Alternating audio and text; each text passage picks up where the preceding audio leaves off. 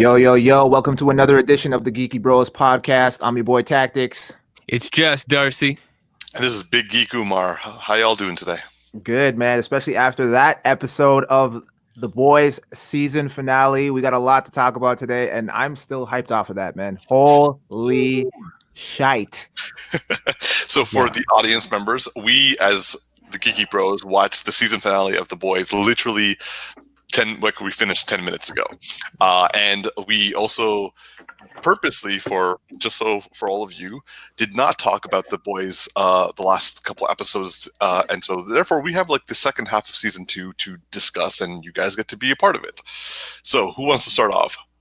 I want to start off with the fact that we didn't talk about that other episode all week.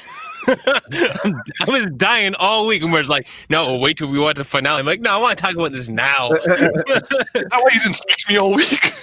All week, man. My mind has been blown. Well, yo, Umar, you were dragging your feet watching that one. Fair. I was a little busy on the weekend. I had a lot of comics. A little busy, this guy. Yo, honestly, you can wait, man. Yo, you gonna make me wait with my mind blown for 3 days? Come on, guys. I gotta get that in there. Fun.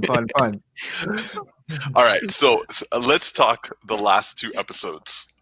Because if we don't, Darcy will stop speaking to me in total. So, Darcy, start us off, man. Yo, everything was crazy. Okay, I'm just gonna jump right into the stuff we just saw because that's all that's on my mind. I can barely think of the other episode.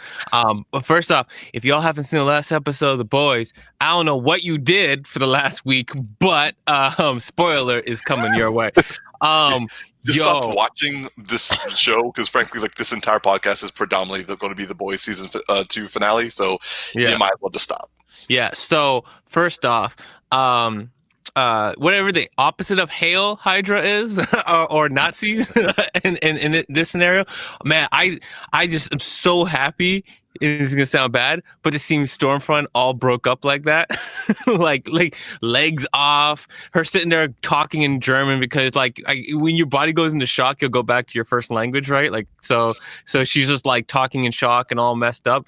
The one thing though about that though, I was thinking is like they said like she's in a facility, right? Now obviously she could just be dead, but she didn't die from that right away. I wonder if she'll actually live and just be like torn apart like that, and what they'll do with her character. That's just like something that's on top of my head. Robotic limbs, man, it's coming. Yeah, but they can't use her, right? Like as like a superhero. So they just changed her up. They already did it once. True. New identity. I wouldn't be surprised if they treat her like they do Lamplighter in the comics, where like he comes back because he was like all burnt up, but like he's like in a jail cell and he comes back out. I wouldn't be surprised if they do that. Mm-hmm. Yeah. Okay. Yeah. I gotta say, my favorite line of the last 2 episodes was from Edgar when he was like, he was like, I can't just like freak out and start like lashing out and behaving like a maniac. That's what white people do. I was just like, the white man's luxury. The white man's luxury. Yo, that was fire. Calling out that entitlement so hard. That whole conversation between Butcher and Edgar was like one I didn't know I needed as much as I needed it. Frankly, everything that Edgar did in the last episode made me very happy. Like you could tell this guy was like took everything he had to stomach Stormfront and vice versa. Like she was like, he's pretty smart for his kind, and it was just like. But yeah, like I will say that I was amazed with the last episode, not the season finale, the one before, where like the opening segment was very much like, hey, this is how you radicalize someone very easily, or like a weak-minded individual to commit acts of domestic terrorism out of fear. And then they do that where he basically just grabs a gun and kills like an innocent immigrant who was just working behind the counter and was being perfectly nice. And then in this episode, the season finale, the first thing that they show is that like teachers have been armed to defend the children, which if you remember like last year, I know it's kind of hard to remember anything before 2020 and all the shit that's gone down, but they did that too because like when the school shootings were happening, Trump was like, hey, let's let's load up guns to the parents, and everyone was like, so well, I mean, not all the parents apparently, but yes. but like I'm just like I'm actually kind of impressed with how politically correct the people at the boys are actually doing. Though I will say they seriously vilified as a granted it was an awesome twist. I will say it was a fantastic fucking twist to find out the identity of the person blowing people up. Last chance for people who haven't seen it. Spoilers. Yo, Victoria just I don't know how I didn't see that. It was even in the recap. Yeah. But even the misdirect though with the other soup who escaped, you all like the whole time they're setting it up to make you think that could potentially be the girl that's responsible for it, and they just completely do a 360 on you, man, or like 180. Yeah. Now I have to go back and watch that second last episode because I bet you anything, because I think if I remember my memory correctly, every person she looked at. That she would look at them before the head blew up. So it's like for everyone else's perception, it's like, oh my god, not you, boom. Oh my god, not you, boom. But she's the one doing it, so it's like holding a gun, an invisible gun, and be like, don't get shot, and shoot them with it. Oh man, I do find it interesting that they chose the character they kind of modeled Alexandra Cortez after. Like she's like that super woke person in like the House of Representatives, and who like Trump and all those people are going after, but then they turned her into like someone for Vought, and I'm just like, I wonder if we freeze frame that that particular scene, and if we can see her eyes, because at the end of this episode, we see her eyes turn kind of cloudy white. Yeah. Right before she does it, and how exact? I guess she has to be looking directly at the person, right? Yeah, so I want to, I agree with you, Darcy. I want to go back and see that and see if we can actually kind of, if there's minor details that we missed. Yeah. Also, now you take that into account. Was it second episode when the whatever agent gets her head blown up? Yeah. So was she standing in the field in the background? Like she had to have been. I know, but it's like. I'm also very curious, and like I wonder if they'll play this off in season 3. But like, why was she there? Why did she know? Like, what? Because she has to be more than just like a political person if she's like there when that meeting is happening, because it has no reason for her to be nearby. Unless someone tipped her off. And also, she knows Mallory. Yeah. So like, that person, like Jennifer Esposito's character, was like the protege of Mallory. So maybe she's an agent for Mallory, and Mallory's trying to take him to fight back Vought by putting her into office. So having that direct control and power, because they were in that meeting with whatever that guy was, which I love that argument they have at the beginning of the episode, where they're trying to talk to like the people in Congress about whatever laws that they're putting into place, and I think Mallory's trying to get her into that kind of position, so they have that kind of like political, legal power, to whatever degree, and influence over time. But she's also a secret soup. But I love that dialogue that they have, because I love when they're like, she's like, well, let me I have something else, and then he's like, what? A picture of me having like sex with like my babysitter or something like that? Please put it out here, I beg you, like anything to get away from this, like so I could be on Fox News, and this is in the past, and I'm like. Wow. So like the fact that somebody has a picture of sleeping with like their babysitter and then gets demoted to Fox News, which is such a great diss. I also love how everyone was hating on Huey this episode except for Becca. Like Becca was the only one like, I like him. He's actually really nice. Everyone else is like, who's this twink? Who's this idiot? The sweaty dude? I'm like, why is everyone hating on Huey? Stop it, man. I know he's a Hufflepuff, but just relax. Yo, we also have to talk about Homelander in this episode, man. So like good. He was so fucking convincing as a father figure that I was almost kind of like flipping sides. I was like, yo, I kind of forgot he was a psychopath for a second. I was like, yeah, like it's like the fact that when I thought for sure that kid was going to start killing all those kids at that playground. Yeah, I know. I was like, Brightburn. Yeah, and like when he actually was very empathetic and like picked him up and took him outside and flew him away. I was just like, and then he sat down with him and talked to him. Yeah. Yeah. See, remember like a couple few episodes back when we were talking, and I was saying that like, oh, I feel like there's like an empathetic side that the actor is bringing to this character. It's like when the kid was introduced, there is like a portion of him that is actually like normal human because he's looking at somebody who's gone through who could go through the same experience as him, and it is his son. Whether like how I almost feel like the son's kind of semi-manufactured though, but is like the fact that he's going to go through this, he wants to help him because he wants to help himself, right? You know, like we all would as looking at our children potentially going through the same situation, right? And so there's that part of him that when the kid's involved, it's like his not maternal but paternal, I don't know, paternal instincts are kicking in, and he's like actually doing something good, and then it's only time you ever see it.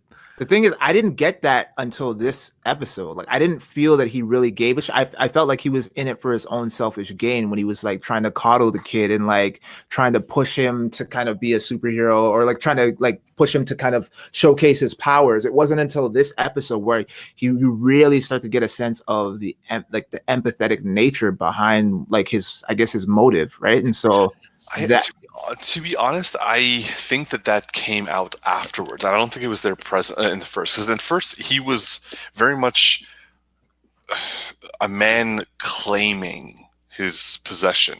Like he raped her and it causes a child, and he was like, "Hey, that's the best thing I could have ever done for you." Yeah. And at the same time, it resulted in me extending my ego into another human being, and like that's how like he was even treating him like an abusive father would. And like you said, Tactix, like almost like forcing the love from the child. But I think Stormfront is the reason why he went this way now, because while he still gets frustrated with the kid being such a you could see him rolling his eyes constantly, but the thing is, she kind of instilled in him the idea of a legacy, and also she kind of showed him to be a little bit more empathetic. And that's when the first time Becca actually kind of connected with Homelander, when it was like, look, we both want what's right for him. And like that was the one time she wasn't like, oh, this is a guy who's like raped me and like brutalized me for hours. This is actually someone who actually has as much of a stake as I do. It's just that like I need to protect him from him, but at the same time there was that little bit of understanding where it's like, okay, we're on the same page in terms of what we feel about him, but we're just going in two different directions, right? And then this one was just kind of like he actually was able to develop some depth, and I gotta say, I feel really bad for those security guys, but like when he closed the door and he's like, "Where's my son?" There's an element of that you can actually relate to that, which is scary. Yeah, because a parent will do whatever it takes to get their kid back. Yeah, whatever it takes. And the thing, like what I was saying from the past to now, is that it's like it's never that like now it was realized about his empathetic side. It was just more like in the past, I felt like I was seeing the actor subtly drop some of his facial expressions, stuff like that. That was like hinting that could be coming, and I was like waiting for it. Now, something else though that I loved that this episode did too was Queen Maeve when she came through with the save at the end. But it was the fact that like, when she did it, the first thought to my head goes, that's his kryptonite. Because he doesn't actually have kryptonite, like a rock type kryptonite. His kryptonite is very clearly his desire for love. And that's been something that if you watch anything about Homelander on YouTube, they'll talk about that. But it was just how well she was able to pull the kryptonite out and be like, yeah, it's like, please do. And then like, nobody will ever love you again. And then he just like, he gives up because it's like that is his thing that he wants. He wants to be loved. He is literally just a child who never got love and is still seeking it. And it's actually sad. And at the same time, like, terrifying. Wow. And just amazing actor. He's just an amazing actor, what he's doing with everything that's given to him. He killed it in this episode. Like, holy shit, did he kill it in this episode? And it was a wide range of things that he had to do. Like, he was scary and menacing. He was his usual asshole. Then he was scary, paternal style.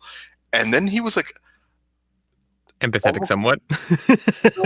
like deranged grief. For someone who is like a psychopath, you wouldn't expect him to have grief, but like his girlfriend just died, the mother of his child just died, and his son is actually pulling away from him all at once. And like the manic sort of laugh with like tears that he had, and then he like starts walking towards Butcher with this like, "I'm gonna kill you," and the only thing that almost snaps him out of it is Maeve and the threat. What? So one thing, just to kind of shift gears a little bit, is can we just talk about how incredibly lucky Butcher has been, or really all the boys in this entire series? Like the amount of times that Butch, like my heart was racing because I'm like, how the fuck is he gonna get out of this one? like Queen Maeve kind of was like caught me a little off guard because I'm like does she even know where they are? Like, is she gonna be able to get to them in time? Because she's really their only hope. So I was like, fuck, how? Like, I really had no idea how that was gonna pan out, and then, like Darcy said, she came in with the save last minute. But fuck, man, like that necklace, he shouldn't have gave that up because, man, I feel like that was his saving grace this entire series, bro. Because the whole time, every moment that Butcher was on screen with Homelander, I was like, yo, this could be it for him. He might kick the bucket here. So. Yeah, 100%.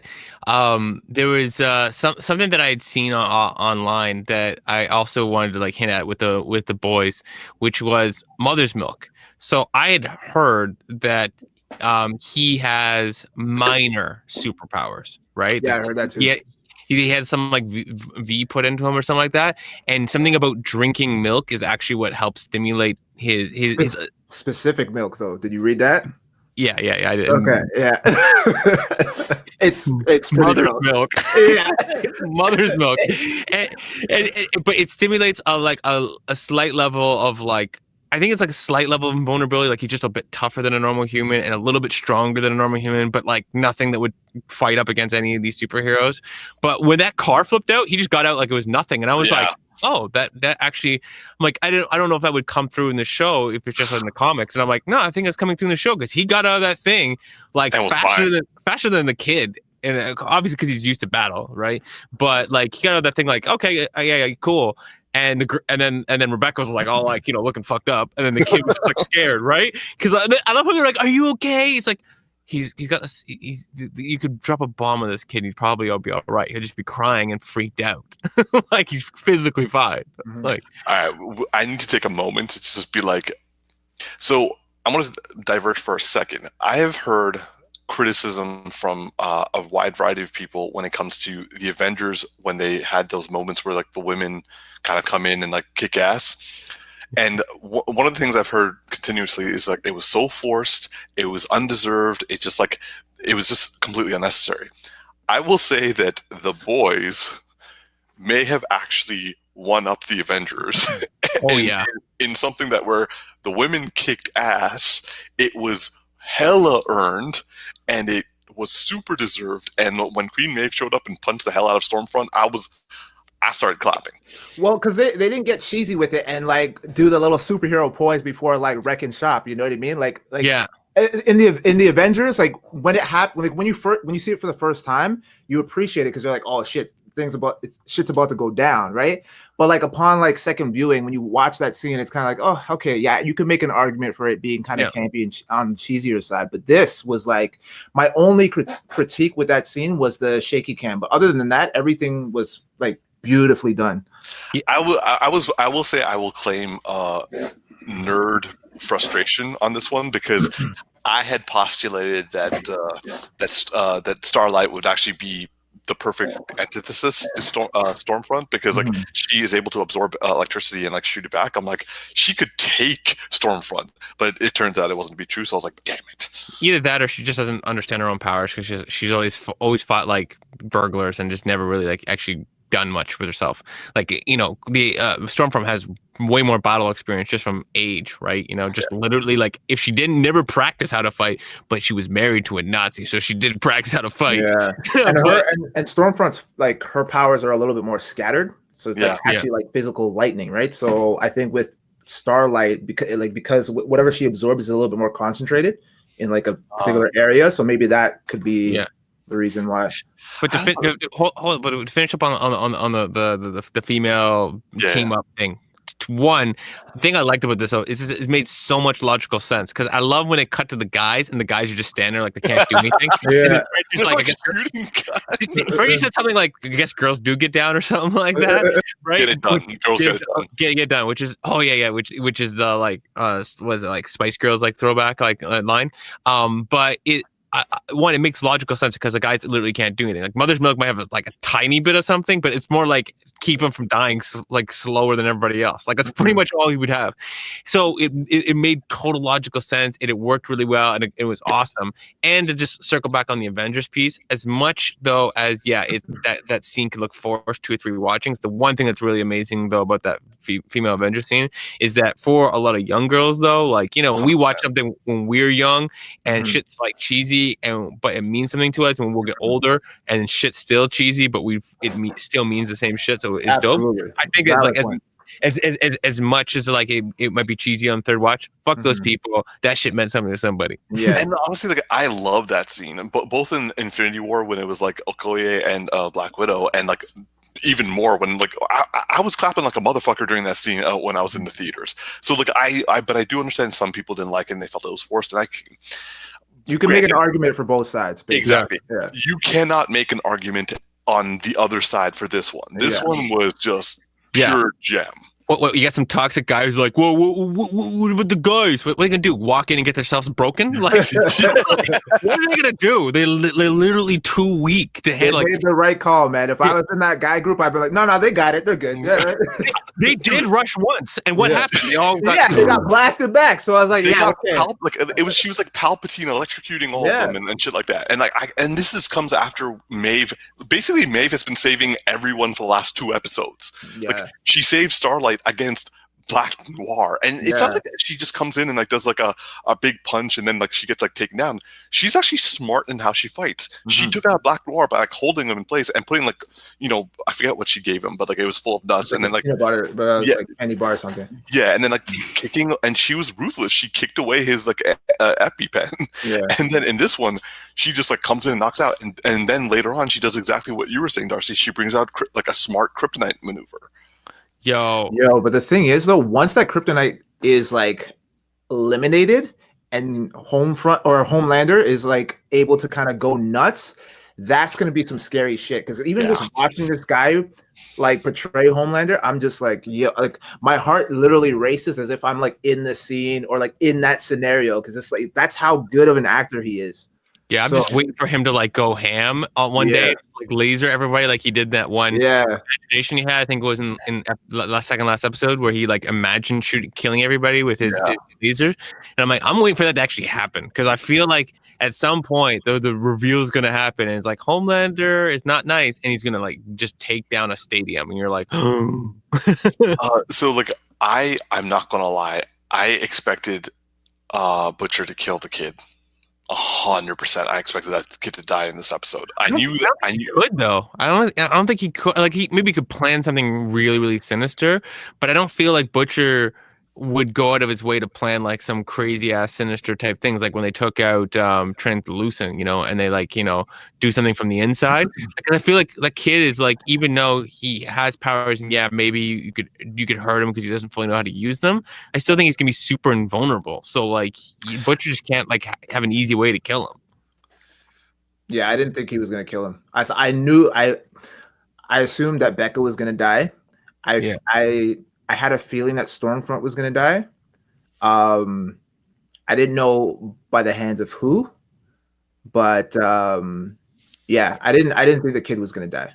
Yeah, I don't feel like I wanted season 3 of Stormfront, to be honest with you. I'm like, yep, good. Bye. But I want to see like the fallout though of her Nazi stuff, because I hope that like they still play that into the season 3, like the rising of the white supremacists, and then like they don't just go away because they don't in real life. So like how do they keep that going in season 3? Does she become a martyr and people are like championing for her, and that becomes a consistent thread? Who knows?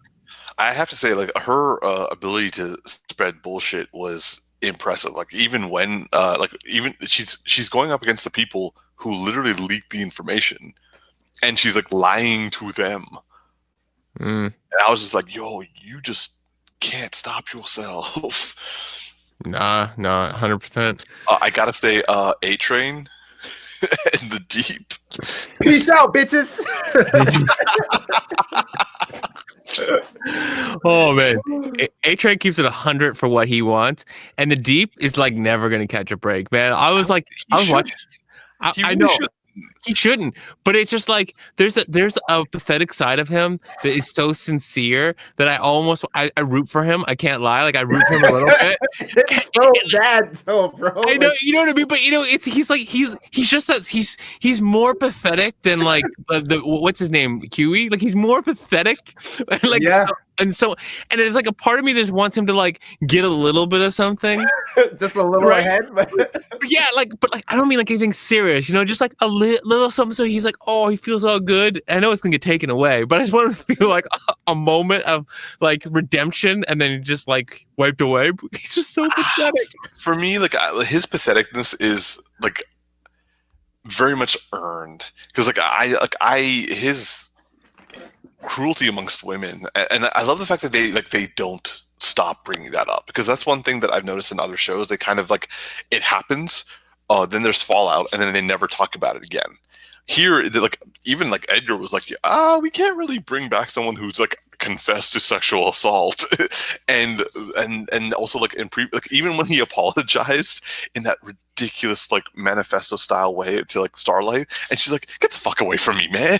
And he was like, I do recognize the fact that he is pathetic. I do see what you're saying, Darcy. But the thing is, for me, it's like warranted patheticness. Oh, I agree with you. It's warranted. I'm not saying he didn't earn it. There's just like it's so much pathetic over so much time that like part of me just wants him to get like one tiny nugget, even though I know it's gonna be ripped away from him in no time, and I'm all right with that. It's just like a part of me is like, it's like a wounded deer on the side of the road. Like part of me just feels bad. I'm like, don't feel too bad. He's got a wife, and she at least gives him blowjobs. They're not great, apparently, but like at least he gets it. Oh yeah, I don't know. It's hilarious how pathetic he is, and how much I'm just like. I love that he actually like he actually thought he was working the system by like giving into like the Scientology proxy thing in the show, and like A-Train was like, nah man, I want to like use them, and then I use them, I'm out. I will say this one thing about the deep that I love, and this is more of like from the perspective of how the character is constructed, not the sexual part of it, is that so Aquaman has always been known for being made fun of in past, except for someone like Jason Momoa and a couple other like animated versions, where it's like, oh, you're the one that with fish, so like everyone just thinks it's funny, so they just kind of like play you off, right? In this one, he's actual. When you saw his power, it was like, oh, it's actually kind of cool, right? Like, when you see the fish and stuff like that, just is kind of cool to see it. But he's still the pathetic character. He's still the like. It's come full circle. He's Aquaman patheticness, just for a completely different set of reasons. I have to say, I think this was in the last episode. This is going slightly off track, but seeing how I kind of lost my point. You guys go on. Like I kind of lost my point. I must be tired. Yeah. So the deep. Oh no! Actually, it wasn't last. It was the whale one. I think the whale's part was when he, for me, at the very most, when he's like, "Oh my God, the whale's dead! They killed the whale." That's like the one moment I was like, "Okay, I can feel bad for you now because you thought you were doing something," and he was actually causing them a lot of hurt when they were out at sea. It's just that he didn't realize that they would straight up kill the whale. Yeah. And he just was like, and then he feel bad, and he's like apologizing to this like eviscerated poor thing that just like is dying a slow death on land. Yeah. So that moment where you felt like a little bit bad for him, I feel that every so often, where it's just like, man, why are you still so pathetic? But you deserve it. I just still feel sometimes a little weird about it. Okay. This is completely off track, but it needs to be said because I want to put it on record. I have a huge crush on Kimiko. Like, Yeah. Damn. So I found her on YouTube randomly. Like I saw a post with her and the guy who plays her brother, and she has a YouTube channel, and so she was doing a thing where they were basically, because she's Japanese, they were eating like all these different, I think it was Japanese foods that were like really rare, and they were kind of going over them and speaking a little Japanese back and forth English. Yeah. And the thing is, when she's smiling and her eyes are like really bright in the show, that's how she is actually. That's her normal personality, right? So like she's really, really bubbly. So it's really interesting to see her being really, really bubbly, and then see her in the show when she's like not bubbly, especially early on. And you're like, wow, it's like such a flip of a personality, because she's like really like high energy kind of personality. I remember reading that Eric Kripke was kind of apologizing for having her character not do so much this season. But for me, and then again, like I am a guy, so probably it's more tailored to me towards like than women in general. But like I actually preferred seeing how they showed that Frenchie was the one who was being overbearing, and that she didn't need to let down her guard and be nice to him. It was that like he needed to actually calm his shit down, and for her to just be like able to reciprocate. Yeah, I actually liked seeing that. Yeah. And the fact that like he had his own demons that he was putting onto her, and they called him out on it. I love their dynamic. It's so organic and fun to watch, and it's the fact that they can say like very little and still captivate you in such a way that's so powerful. A one-sided conversation. Yeah. Oh yeah, and she's doing a great job with the acting, because I mean it's all physical emotiveness, and she kills it. And I honestly say like their dynamic is one of the top things from acting chops in the show. Like it's Homelander's like the top acting, and I honestly those two are like in the top 3 when those two are on screen together. Like Frenchie's awesome. I love his acting. He's amazing. He's like really funny on his own, and she's awesome everything that she does on her own. But when they're together, it's just a whole other level that the two of them get on. So the thing is, like everyone is so layered. I can't say that I dislike any of the characters on this show. I mean the deep, but I mean no, but even the deep, he's like necessary. Like he's necessary because he's so interesting. He's interesting, pathetic, and it's like you still like you don't want a lot of him, but like when he's on screen, you're just like, oh man, fuck, guy, like come on, man. Like I agree with you, Darcy. You kind of feel sorry for him, and you're just like, like someone just throw him a little bone, like take it away after, but just throw it to him. Give him some hope. Like I don't want him to be rewarded for his bad behavior in any way. It's just like on his path of redemption, it's like I wish he would actually find some way to get that bone of redemption. He just keeps screwing it up and going down the wrong path. It's like you're going from one mistake to another one. Yeah. No, but T, like I think I know what you mean, because like literally every single character isn't like there's not a single 1 or 2-dimensional character in this entire show. No. Everyone is 3-layered. Like I mean, even freaking Ashley. Like a nobody, technically speaking, we know she's having a stressful time. You know she's terrified of Homelander. We know she's losing her hair. We also know she can be a human being, because when Maeve is like hella depressed, layered, bro. That was such a good moment. And we really scratched the surface with her character. Yeah, because I know they're gonna explore the whole hair, the stress, and everything like that in like future seasons, right? So I loved her comment. It's like I Tindered my way through like Cuba or something like that. Like and like, but the thing is like.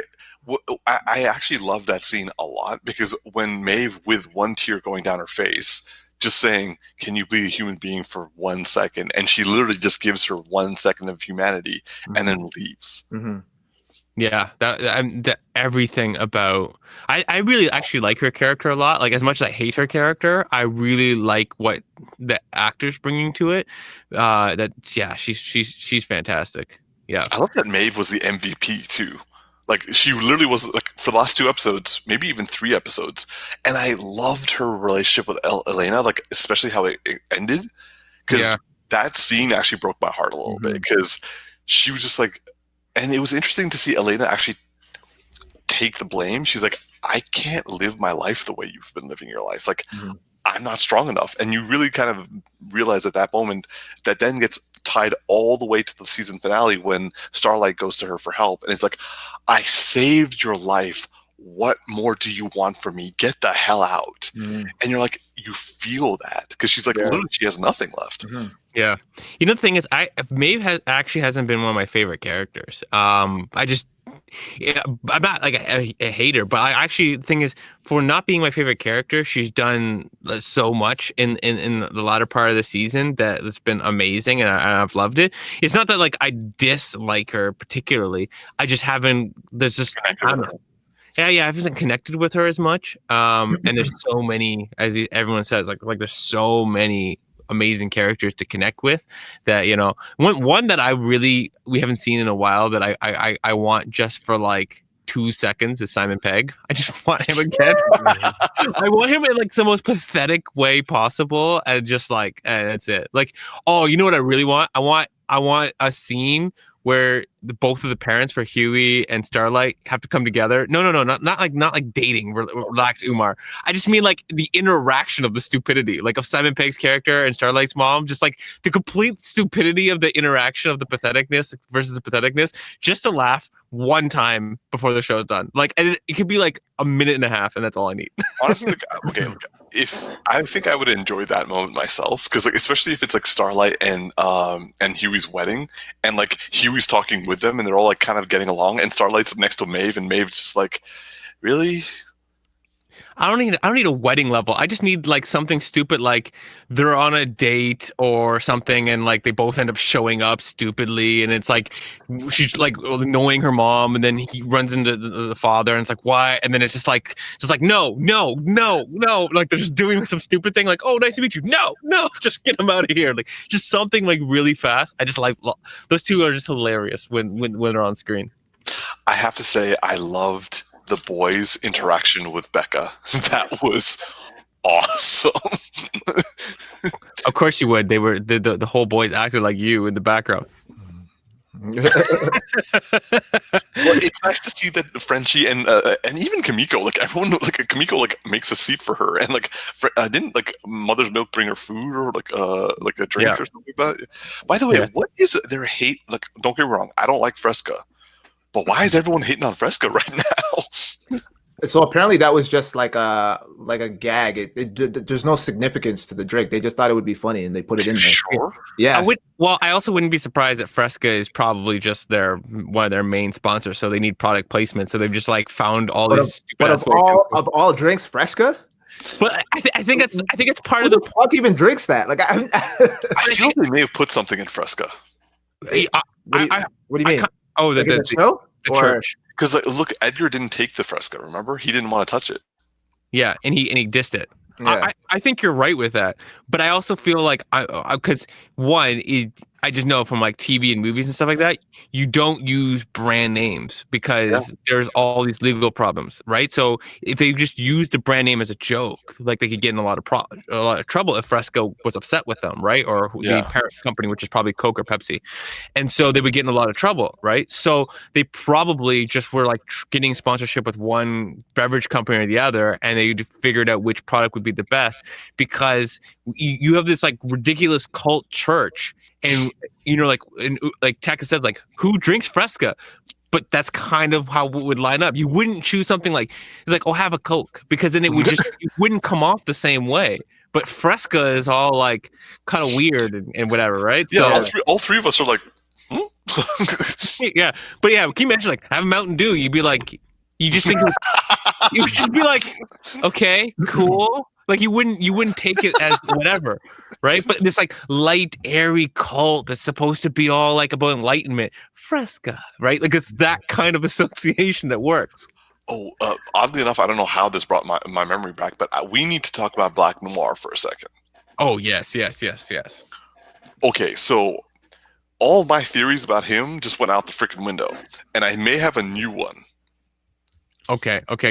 Can we first say what we thought the Black Noir thing was, and heavy spoilers, or should we not say anything about that? I say we do it. I think Tactix was the one who said it to me, so I say like let him say it. Yeah, go ahead, Tactix. So apparently, Black Noir was created to keep Homelander in check, and it's later revealed that he's actually a clone of Homelander.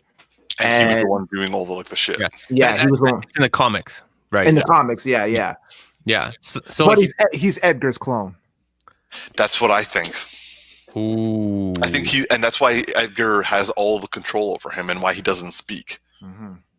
So same thing, but just different cloned body. Yeah. Oh, that would make a lot of sense. I've also been thinking, like, I wonder if Edgar has a power, because with all of everything that's going on, I wonder if he would have if he would have taken the as like also a safety precaution. And I don't think so. Because yeah, I don't know. It's like I don't have like I don't have like a stake in either side of that, but it just popped in my head during this episode. I think that's why he made Black Noir, so that one version of him does have power. Yeah, it's interesting though, because Black Noir is bigger than him. But I mean, obviously, if you're making a clone, you can genetically modify and make it what you want. But like, yeah, he's a like Esposito. I forget his name right now. Giancarlo Esposito. There he is. Yeah, Giancarlo Esposito. He's not like a particularly tall person, right? And this guy's like 6 foot something. But if he's given like super strength and also has a big build, that does change his size. Yo, what do you guys think about his fight with Starlight, by the way? Oh, in the last episode. It was cool. It was dope. He took her out. I was actually surprised with how like she was nothing compared to him. I was not surprised. Don't you remember the fight between him and Kimiko? Yo, he worked her over, bro. I saw that as him having more knife experience than she did. Yo, Black you're sleeping on Black Noir then, man, because yo, that dude, she ripped a man's face off.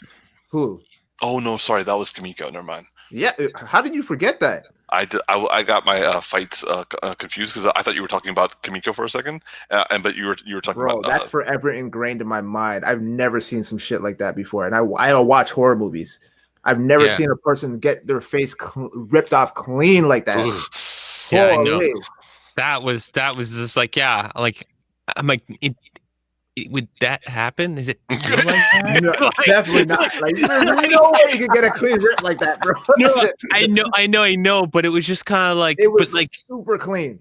If something hits something like that, like I'm like, I was just thinking like, because there's been some.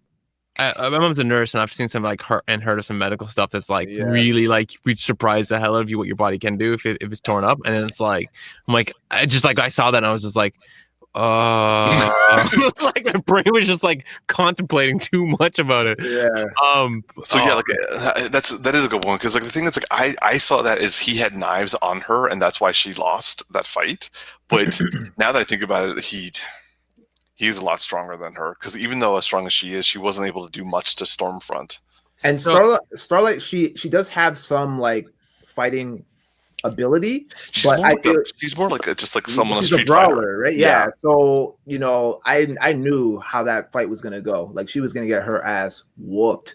Yeah, and whooped she did. Yeah, Starlight, I feel like is I'm gonna say this without I don't know how else to say this because I just can't think of other words. But she's kind of come up a little bit privileged as a hero, and in this perspective of like I don't just mean like in like the fact that she's white and female and all that kind of stuff. I mean like the fact that like she just didn't have hard fights to have, right? Like from what I see, like she was fighting people that were significantly underpowered than her, and she's always doing the right thing, and she didn't have to like learn how to fight like military style. And then you go fight someone who's like military style and more powerful than you, or equally powerful than you, you're just gonna get your ass whooped 10 times out of 10.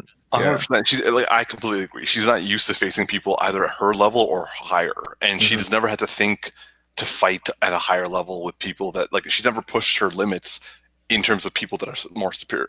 Right. Yeah, because like you even go to like any comics, right? You'll see super powered people fighting like with train with Batman, and be like they'll teach you stuff that's like nothing about using power, but using like other people's force and stuff like that. And it's like, well, because you're not always gonna fight somebody who's more powerful, or you might fight somebody who's weaker than you but smarter than you, and you just keep losing the fight, right? It's like technique is just as important, if not more important, than the power that you have. Yeah, so. I remember watching. I think it was the Avengers, like the cartoon, and it was with Captain America and Iron Man. They were kind of in the boxing ring and they were practicing. And Captain America was teaching Iron Man or Tony Stark how to fight, and Tony Stark was just not having it. He was just like, "Yo, like, it's a waste of fucking time, man. I could just blast people with my like my pulsars and shit, and this would be all be over." And then Captain America's just like, "Yeah, but what if you don't have that?" And he's like, "I always have that shit. What are you talking about?" So it's that kind of thinking where it's the same thing with like Superman. I feel like where it's like he relies so heavily on his powers that if like he's stripped away, then he's just like a regular dude. Yeah, and we've seen a few where Superman, like a few different iterations, right? The one where he ends up like was it Justice League Unlimited, where he ends up losing his powers and he's in the past in the dinosaur age, and he has to actually like do things, and you see it when he has like iterations where they've shown him he's had physical fight training, and then he's had lesser power, or he's fought somebody who's just really, really good. And that stuff is way more impressive. Like, could you imagine like? I mean, we also seen when like Superman dressed up as Batman, and that was like hilarious, right? Yeah. But like Superman's had to fight like someone like Darkseid. He's had to fight other Kryptonians. He's had to like fight Brainiac and stuff like that. So he has fight experience of people at his level or close to or superior. Right. And like I think one of my favorite moments was with Superman in the last few years was in a comic when the bottle city of Kandor, they actually expanded it and like took the people out and put them on the moon or something like that. So like there's like a new Krypton colony in Earth's solar system, and they all have Superman powers. So he becomes their like I think police chief. Yeah, and they're all they're all working like they are being trained by Zod. Like Zod is the head of their military now, and so Zod's good now? No, he was just the head of the military for New Krypton, and Superman was the police chief. So it's like the general versus the commissioner. And he goes over to like where they're training, and everyone's like, oh, look, there's Kal-El and all this shit and stuff like that, and like Zod's like, oh, you don't have the authority, blah blah blah. And then Superman just like each of them is training with like a specific thing to use their heat vision, use their super breath, use their super speed. He just looks at everything and destroys it all by himself, and everyone just like looks at him like this, and he's like, guys, you've just started training. I've lived with these powers my entire life, and the more you're saturated, the more powerful you are. Just remember, off this entire planet, I'm the most experienced and the most powerful. And everyone was just like, that was when I was like, Superman's boss. Nice. Yeah. But I mean, I don't know. I'm just trying to think of like the next like crazy thing from these like last episodes. Oh, actually, something I want to say about Black Noir. Do we think that he has the same kind of like powers? If in that theory, like, is he going to be like Homelander, or is he going to be like a different set of powers?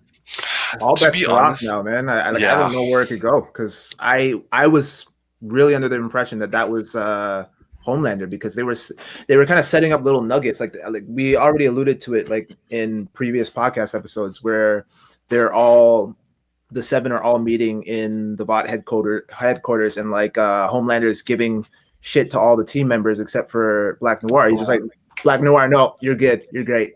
And so right then and there, I thought, okay, they're taking, tropes from the comic, but now it can go either way. I kind of agree, because the thing is, the whole thing was Black Noir was the one who was actually doing the worst things that Homelander was doing in the comics, and made Homelander believe that he was doing it, but really it was Black Noir, so that Vought would kill Homelander, like basically activate Black Noir to kill Homelander, so he could finally be used for what he was meant to be used for. But Vought never did it.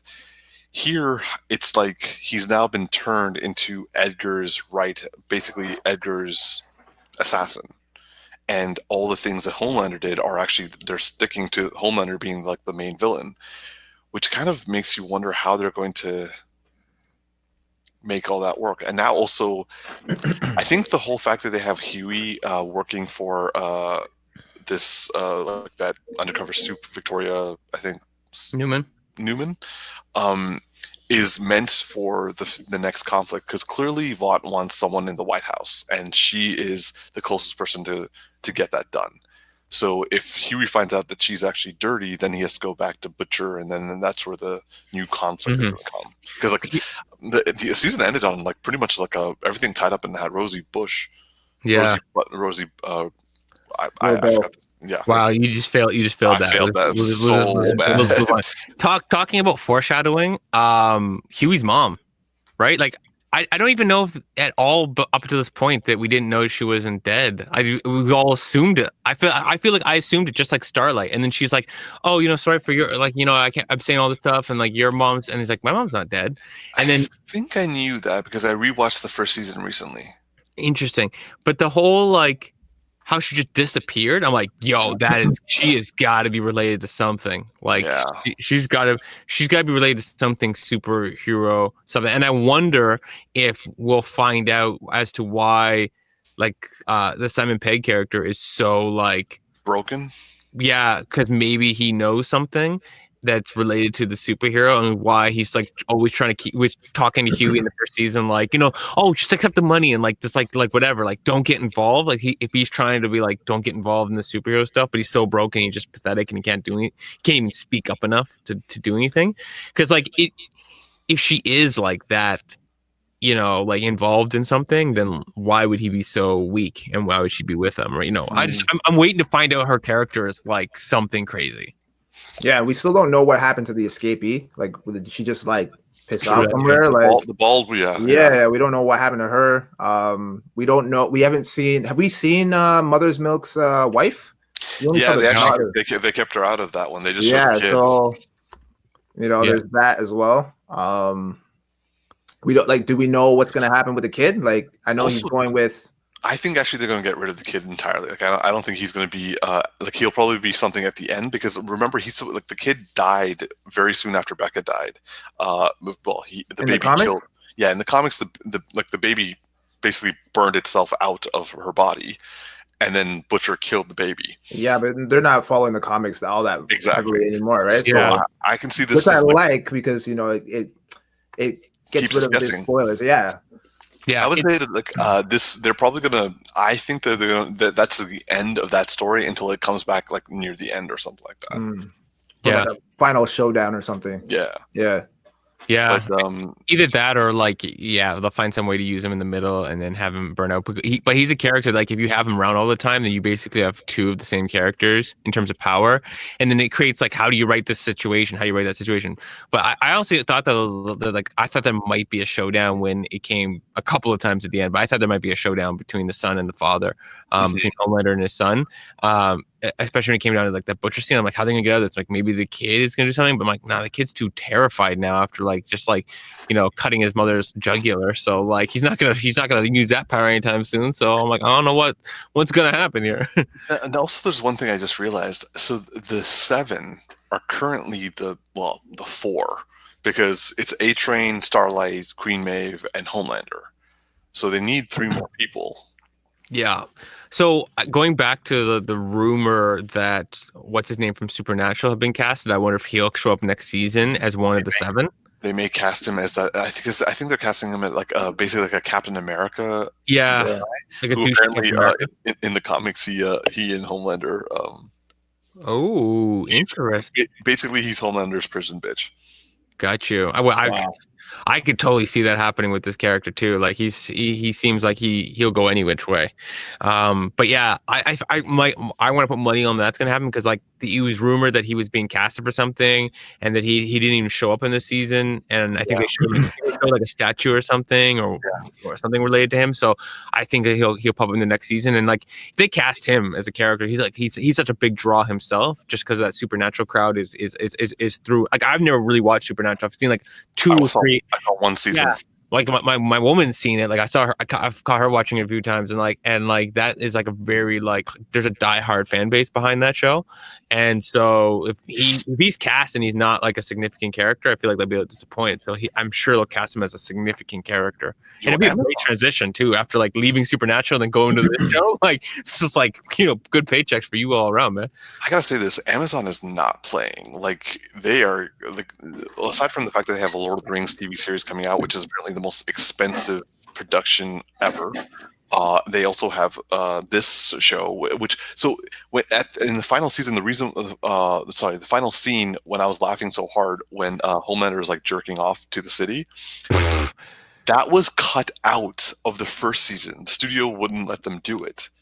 So the fact that at the end of this one, it means that they're getting like a green light from these people. It's just like, we don't give a fuck. You just keep doing what you're doing, because clearly everyone's I was worried that we were gonna get like Ejaculation City. Like I was worried it was gonna be like Super Sperm, and it was you know what it reminded me of? did you ever see the deleted scene of Hitch when he's hooking up with the girl in his trailer and she's like riding him on top? She's on top of him and he's just like, okay, when I tell you to get off, you got to get off. And she's like, what? It's like, yo, no, you got to get off. And he pushes her off. And then all you see is like an outside pan shot of like his trailer and just holes going through the ceiling. Oh, man. So I thought it was going to be something like that, where it was just going to be like a huge explosion of like just Homelander scene. The Disney scene. Yeah. Oh. You're around watching Disney. Ew. There's so many wrong things, but I mean, the show is so many wrong things. Yeah. But like, no, I gotta say, like, Amazon is not playing around, and the fact that they got this guy, the supernatural guy, on top of it's like they're going to increase their viewership 100 times, and also the show itself is killing it. And I think I feel like they also casted someone else recently. I just can't remember right now. There's been a lot of casting stuff going on right now, so like and also a lot of things being canceled too. Man, 2020. Yeah, I know. Well, I mean, this show is just unbelievable. I can't wait. Yo, what do you think is gonna happen though? Like, because they just pushed back the Batman. Oh, which, like, I'm heartbroken, man. I ain't ready to talk about that. Wonder Woman. They pushed back Black Widow. They've pushed back freaking everything, man. Yo, guys. Next week we ain't got enough time to go into all that. We get into that. We're gonna be cut off like last episode. We're gonna have to start making our own movies just to entertain ourselves, man. True. Okay. This is funny that you should mention that. So I'm not sure if you guys know, but you know the porn scenes in the episode previous, like with a lamplighter. Apparently, they filmed full porn scenes for that, and like the creator Eric Kripke was like, "Hey guys, ask to see it.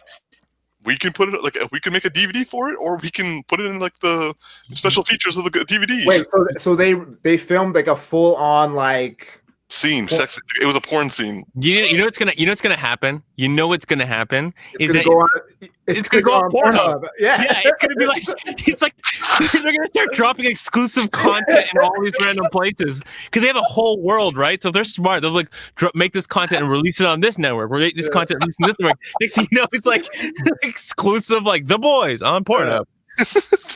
Actually, they're gonna tap into an audience that probably isn't familiar with The Boys and be like, "Oh, I like this porno, but what's this The Boys? Like, let's check this out." Homelander, what? Can you imagine if someone was like, "Yo, how did you start watching porn?" You know, right? Well, it was late one night. I got my lotion here, and you know what? It led to another. Yeah. It's like I was on a website and it was advertising scenes from that show.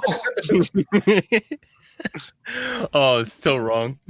Anyway, I think we should end it off there for this week. Great finisher. Yeah. I went for it. Finish strong like Homelander in that last scene. All right, boys. Got it.